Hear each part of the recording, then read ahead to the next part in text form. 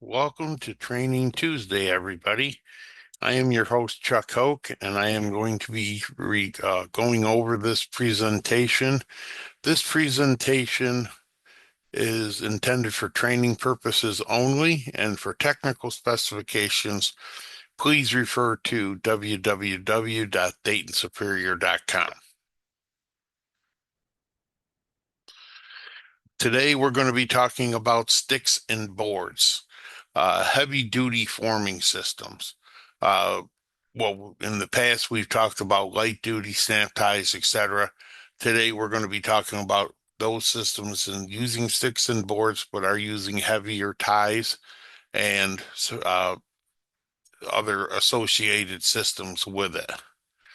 Now, we have to take into consideration the factor of safety. We typically look at everything as to having a 2-to-1 safety factor.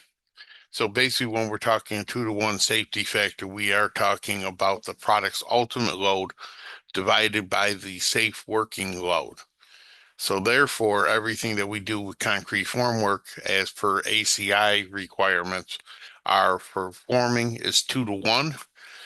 Typically, if a tie has an ultimate load of 6,000, it will actually create a 3,000 pound safe working load tie.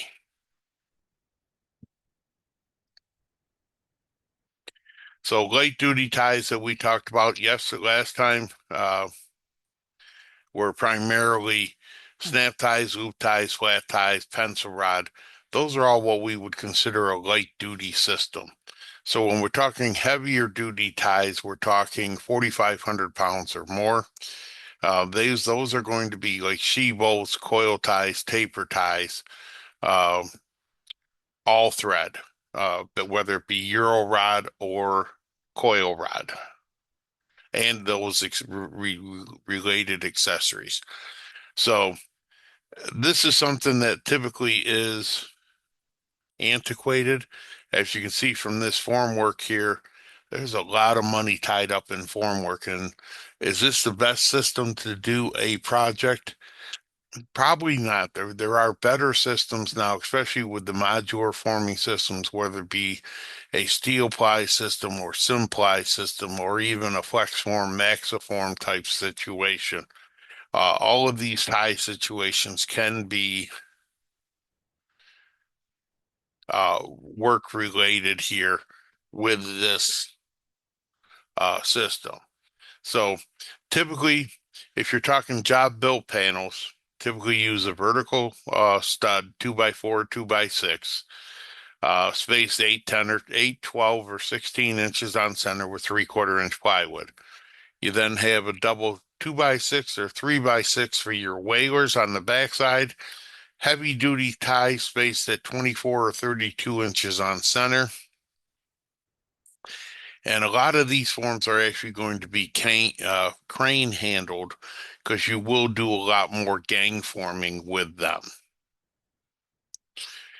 With that, we can actually recommend, to be honest with you, Simons is probably the best name in the business as far as handling any of the modular form systems, whether it be with the Maxiform, Maxiform STS, Simply, Steel Ply, flex form systems. Any of those systems are actually much more cost competitively priced than doing a forming job with sticks and boards anymore.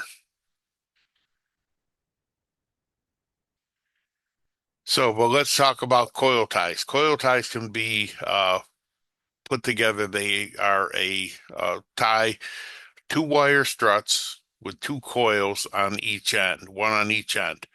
They have self-cleaning coils. They accept half-inch coil, half-inch, 3/4, 1 inch, inch and a quarter coil rod. Uh, Typically, you cannot cross thread it. Positive form spreader here because you can attach a cone to the tie and create a definitive wall dimension with setback from the face of the concrete. It's easy to examine the hardware.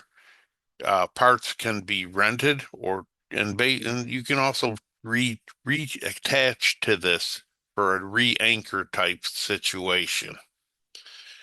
Limitations: high initial costs for the hardware. If you think about it, you've got 7 to 8 pieces here of hardware that you have to acquire to actually complete one tie. That's you got to have nuts. Basically, you got to have a coil bolt, washers on each end. So there's 4 pieces, the tie, and then the 2 cones. So you are talking a fairly sizable investment to get started with this. The only good thing is once you do that high initial investment, the cost per tie goes down considerably each time you reuse it. So you have a B1 coil tie, which is basically just a standard 2 struts of wire with a standard coil tie coil installed here. You can get those in standard half-inch duty at 4,500 pounds, all the way up to 13,000 pounds for the 1 inch. And those are safe working loads. So the ties are extremely strong. You can also get them made with water seals on place so that uh, you can actually use these in like a wastewater treatment plant or a tank site type situation. If you want them to be heavy duty, you can get them with 4 struts, which actually takes that 13,000 pound 1 inch tie up to an 18,000 pound 4 strut tie. You can get screw on coils of B3. B3 just means that the coil that is attached to it. Typical coil is a 5-turn coil. A B3 cone coil tie actually has a 7 coil tie. So basically there's 7 coils of the wire wrapped around to make up that coil. The additional coils are then extend out beyond the struts of the tie so you can attach a cone to it that therefore gives you a definitive wall thickness. Use a coil bolt to attach to it. Standard A307 B14 coil bolt. You can use actually coil rod. Coil rod with a coil nut can be used to accommodate whatever you need. Standard length for this is 12 footers, and you can also get cut lengths if need be. Now, she bolts that we have D2 she bolts. Basically, the advantage of a she bolt is it uses an inside rod for the formwork. So the she bolt is actually 100% reusable. Uh, can be used as various form grips. It can be used on any type of form. Almost every forming system in the marketplace has the advantage of using she bolts with this, especially with an inside tie. The big problem that they have with this system is there's no internal spreaders. So you got to have quite a few pieces. You've got to have an inside tie, two she bolts, 2 nuts, 2 washers on each end. So the D30 standard she bolt, which is the more common she bolts with a coil thread on it, comes in 3/4, 5/8, or 1 and 5/8 diameter, 1/8 inch increments. So basically, you can get a 3/4 inch inside rod here, uh, which would actually accommodate a 3/4 inch coil rod. And the outside rod would typically be like in a 1 inch diameter material. This will attach to your on the outside of your formwork. You can basically have anything up to 10. And if you need longer lengths, you can actually get them made longer. Some of these can be made MTO if you need be. And with the use of the inside tie, there is no uh, considerations that can't be done with an inside tie. If you had a 30-foot wall, you could do a 30-foot wall. You could use standard pieces of coil rod, running through and tie off to it.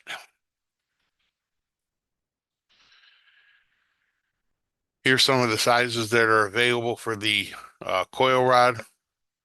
Inside rod can go everything from 1/2 inch to 1 1/4 inch. Outside coil would dimension would be a 7/8, 7/8, 1 1/4 inch, 1 1/2, 1 1/2. And for those inside rods, you have the option of doing a D1 inside rod, which is a smooth rod with a coil thread on each end. Or you could just use standard D18 inside tie rod, which is basically a cut piece of coil rod, cut and ready to use. You can also get a flat put on though either one of these if you wanted to have an anti-spin device. The flats are actually an area that is actually compressed so that when the concrete consolidates around it and you go to remove your taper tie, the coil rod will not spin.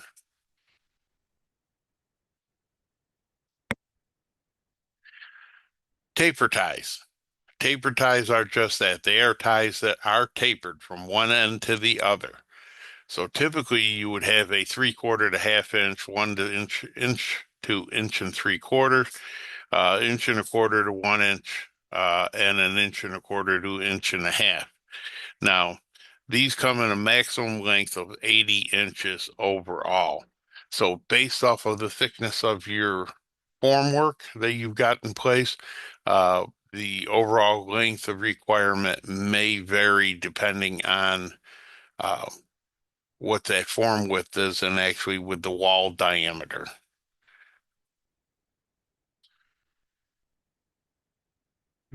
Each of the taper ties and sheave bolts all will require a washer. So we have a heavy B11 heavy duty washer.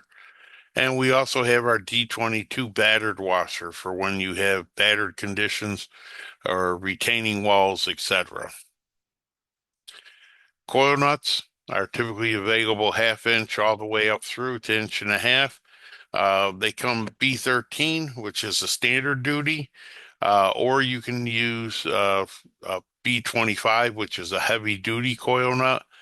Um, to get the strength capacity out of the B25, you can use two B13s, one on top of the other, to actually accommodate the same strength capacity that you would get out of a B25. We also have a wing nut that is available 1/2 inch through 1.5 inches. This actually helps enable the attachment to the taper tie or coil tie or threaded tie, any of those considerations. By spinning it on, the wings on it actually help give you a little bit of a handle to help spin it on and to actually tighten it up and then loosen it back up. Now we have a couple of different rods here. Everything that we talked about right now has been a coil thread product. Now, what we're going to talk about now is a Euro thread bar, which is a B12AD. The Euro thread bar is a European bar. It came into the US approximately 30 years ago. You're talking products similar to this are like Dewey Dag and SAS. Eurorod is a hot rolled bar and can be field, bend, and welded. So you can weld this material because it is hot rolled. It does have 2.5 threads per inch, which makes it much easier and quicker to assemble, approximately 30 to 40% faster to thread products together. So you do have a little bit of a higher loading capacity, primarily because of the cross-sectional area of the bar. And the Euro rod actually comes with two flats on the bar itself. Now, though, you got to remember, this is a hot rolled material, so it's very similar to what we do with rebar. And what happens is in the casting process of this system, they put two flats on it which makes it very easy for people to put a wrench on it to actually spin it to loosen it up. And you can always tell a Euro bar, hot rolled bar because of those two flats on each side. Now we also have our DR rod, which is a cold rolled thread where we actually take smooth dowel and actually roll the thread into the bar itself.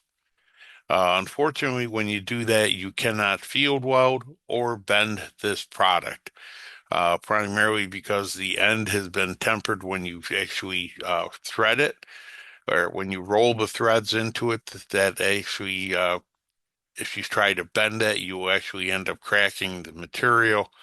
So we do not recommend that you field weld or bend this product. This one is available in 20-foot lengths, and both the Euro rod and the DR rod come in a 15 millimeter and 20 millimeter.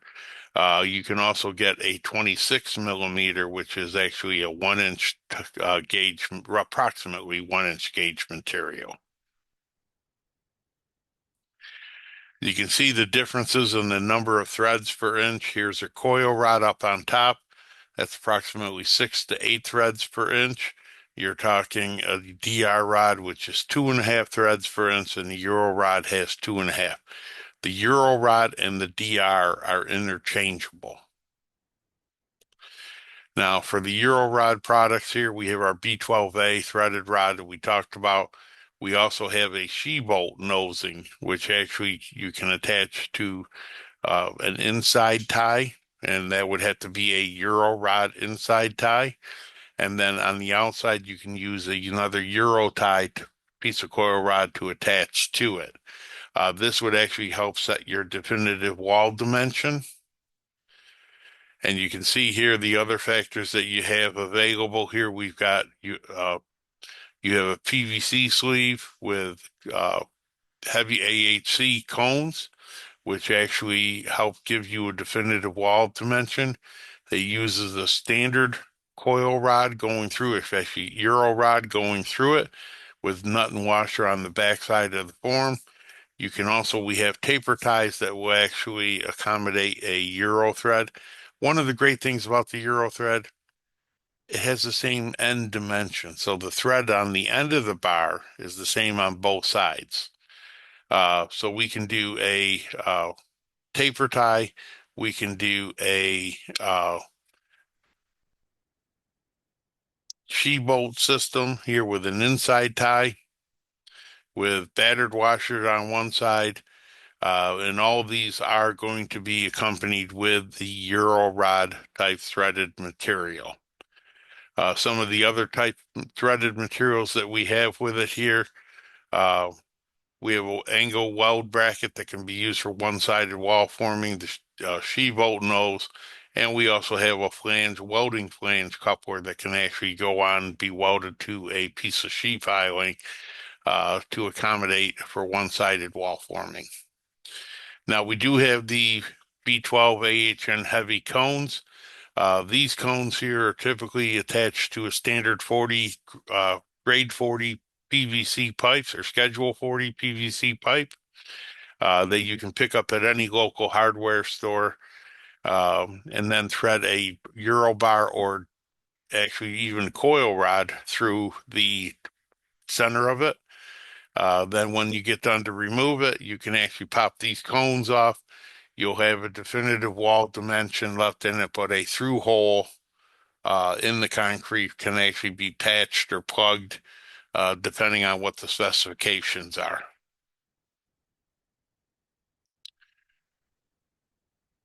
So here's the system going in together with the Euro tie with the B12 AHN cones on the end, and then a washers on the backside.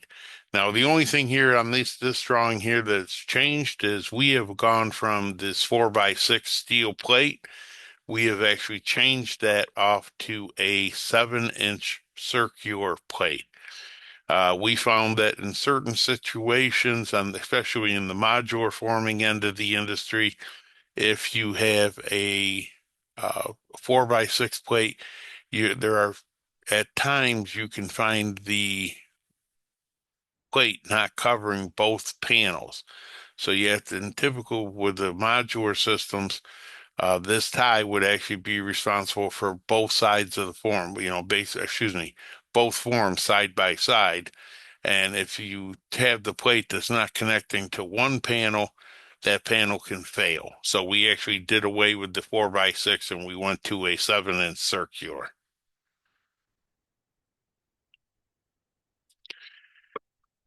So a D9A taper tie, high strength, capacity, cost savings, fewer strength means fewer ties. So basically, you're going to be able to space your ties out.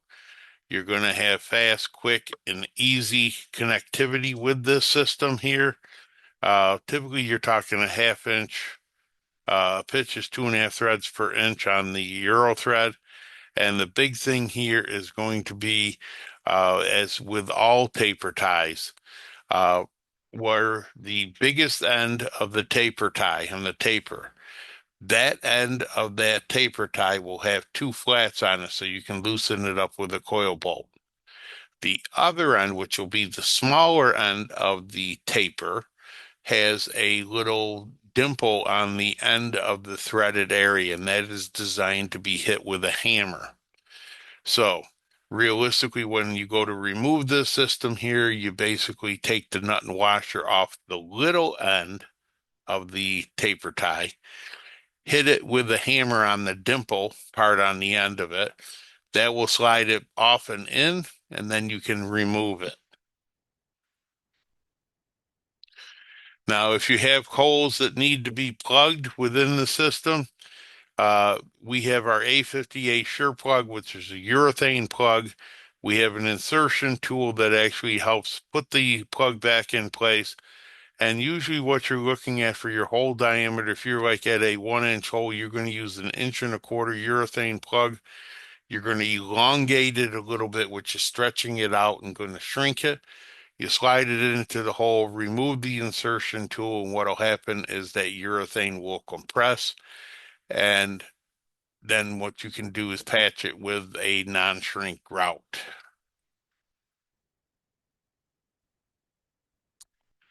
That is the heavy-duty forming systems. Now, should you have any requirements or questions, please feel free to ask at training@DaytonSuperior.com. If you're looking for technical information, please refer to www.DaytonSuperior.com. Thank you very much. Have a good day.